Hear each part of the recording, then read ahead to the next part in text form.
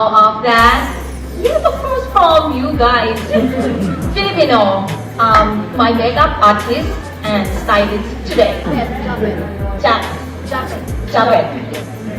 Wow, got Chabelle today. You can say Mama Mama, Naka Naka, and New Bird.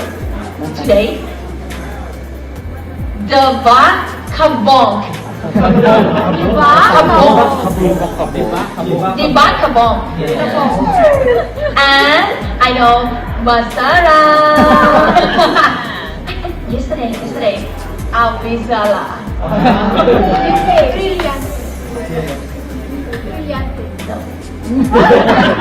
Sorry, kidding. Avizala. Brillante. Thank you, Emma. So inyo pong napanood itong si Gatchabel dito sa kanilang press conference matapos ang Reina Filipinas 2026 dahil nga dito isa sa mga naging highlight ng kanilang beauty pageant competition grand finals ay walang iba kundi itong first runner-up dito sa Miss Grand International 2025 na isang Thai beauty queen walang iba si Gatchabel.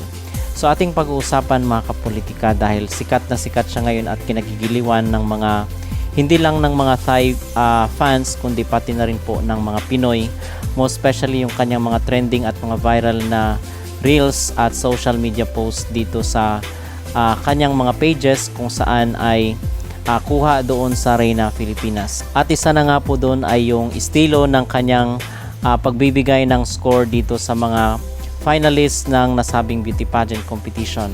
So inyong napanood at narinig dito sa video mga kapolitika kung paano natuto itong si Gatchabel at kung sino yung may salarin yung nagturo sa kanya doon sa mga sasabihin niya na yung iba ay mga Filipino words or mga Tagalog words. So mabuti naman kasi mabilis matuto itong si Gatchabel at napakagaan ng kanyang personality, mabait, napaka-humble at ang sabi pa nga ng ating netizen doon sa naunang video ay mayaman daw itong si Gatchabel ayon kay Emma Tiglaw pero napaka-hardworking pa rin at napaka-humble pa rin na tao itong si Gatchabel kung kaya kinagigiliwan siya at marami ang mga netizen na natutuwa dito sa Thai beauty queen na ito.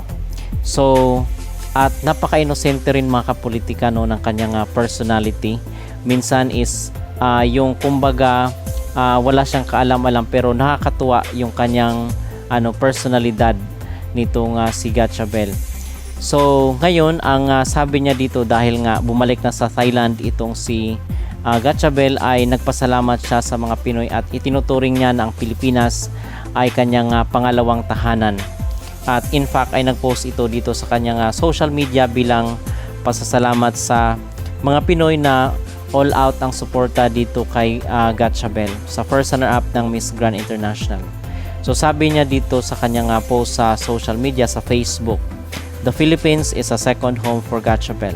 Miss Grand Thailand 2025 Gatchabel Gutchapan shares a heartfelt message of gratitude for the warmth and love she has received from Filipinos, saying, the Philippines now feels like another home beyond Thailand. I don't have just one home in Thailand.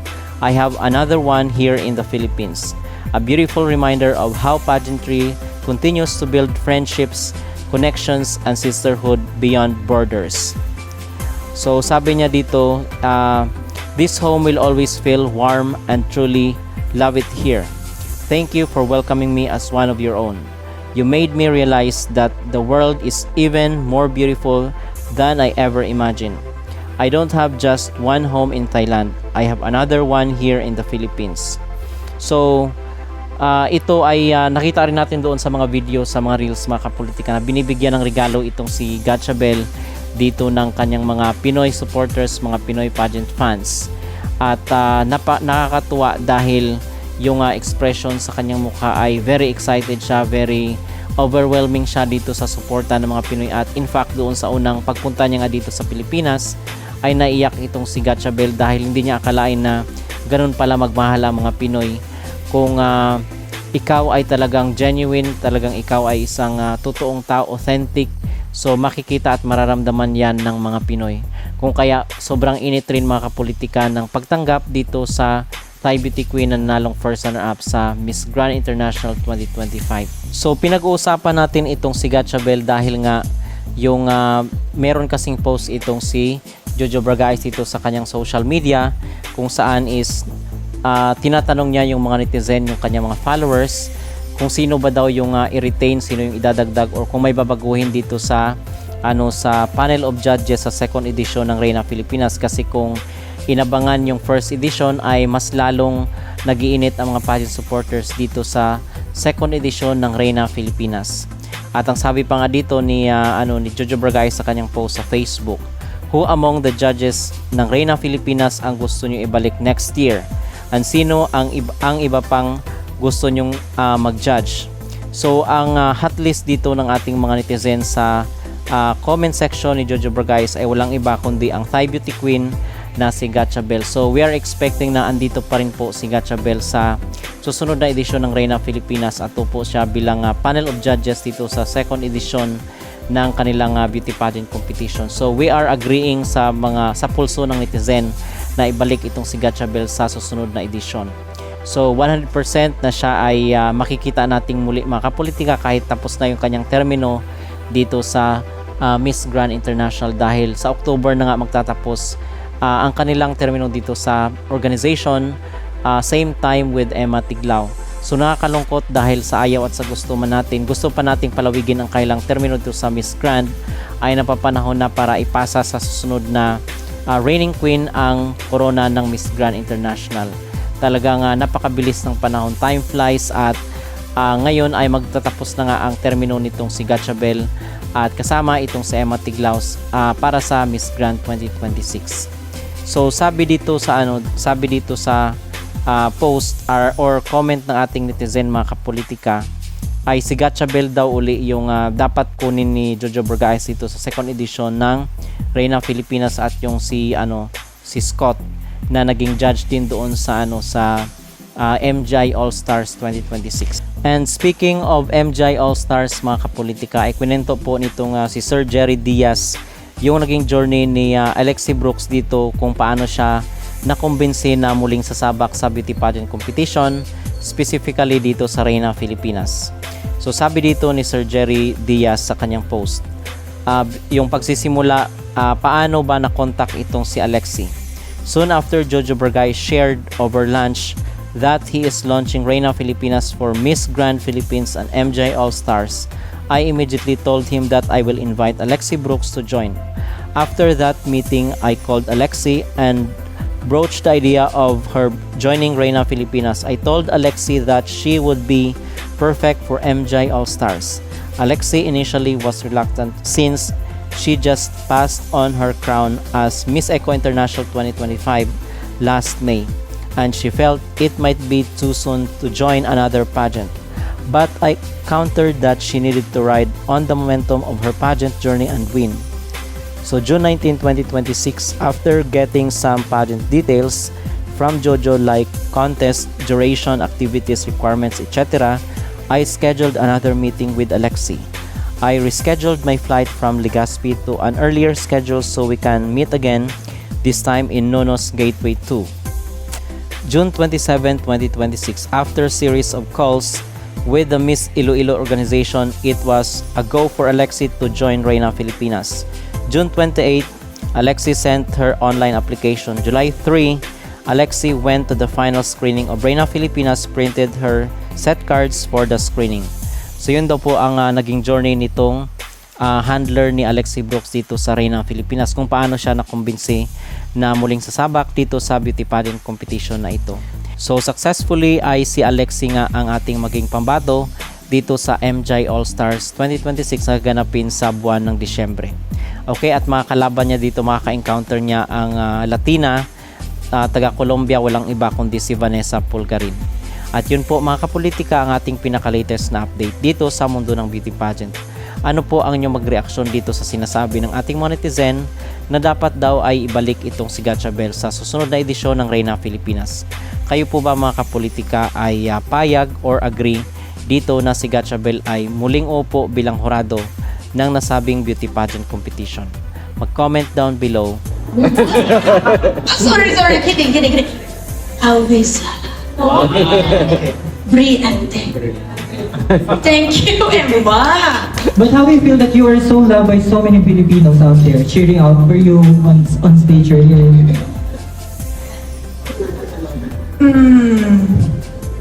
Why you so kind like this? Why you so lovely, friendly, and give your heart for me 100%? Every time when I come back here, I feel like second home is really, it's real for me. And thank you that you can see me from inside. Even I cannot speak English very well. From the start, last year, I confident. I can tell you, I must speak English. And I start to learning English when I have my roommate. She name is Emma. And she tried to understand me, even I don't understand. And I just say yes, yes, yes, thank you, thank you. Even have a question? Belle, you want something? Yes. Belle, are you hungry? Thank you. And this is good experience. Thank you for trust me. I love you, Mahal Kita. I remember first chance I come here for coming home with Emma, homecoming with Emma. Every chance, every opportunity from Emma and Jojo Brigades. Thank you for take care and support me. Love you too much, Filipino. And I for Lena Filipinas, this is masterpiece. I love your energy. When you want to do something, you put your energy 100%. You put your power. You love it. You don't care. I need to go to sleep. I need to go back home. No. If you want to do something, you just do the best. And today, this is the viral today. It seems like cabaret show, you know, cabaret show. Yes. Woo! Like that. And that's why your country received award, the best power of the country. I love you, Filipino! Thank you for loving me and hug me. Naka naka! Thank you. Yan.